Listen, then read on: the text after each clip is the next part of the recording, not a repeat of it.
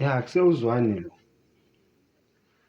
Ngifike-ke lapha esibhedlela esikhulu lesi abathi si-specialise ngale nkinga engibhekene nayo. Ngifike ngibhalise kahle yonke into kube right. Bengithathe bengiyise ewadini abathi ngiyohlala khona nabantu abagula njengami. Uma ngifika lapha ngifica abantu abay'philelayo nje abangenankinga. Umehluko ukuthi bona izinto bazenza ngendlela ehlukile kunabanye abantu, kodwa bayaphila. Ngabe nginamanga impela uma ngase khona ngamfica lapha egula. Ngoba ngathi ngingena bangibuza ukuthi ngigoduka nini. Ngibuze ngithi, hawu zishaphi madodana ngathi ngifika nje ngathi ngigoduka nini. Kwathiwa hhayi ukuthi le ndawo esikuyona ayikho right ngoba la kuthiwa siyagula kodwa thina siyayibona ukuthi siyayiphilela.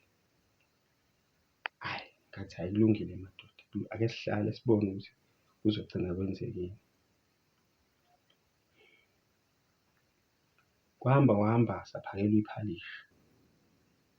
Enye indoda ende nje esasihleli nayo yathi yona ayilithandi iphalishi elingenawo usawoti, elingazwakali usawoti. Sathi pho uzokwenzenjani? Yavele yehlisa uzipho yalichamela, yaqeda yagovuza yathi ya seli-right-ke manje seliyezwakala.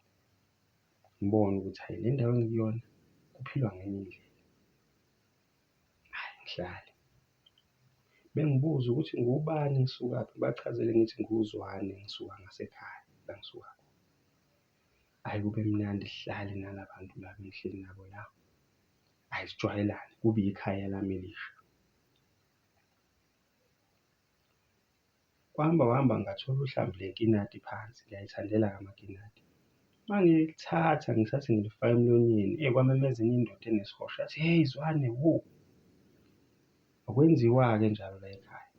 La ekhaya uma uthola into siyidla sonke siyayishera.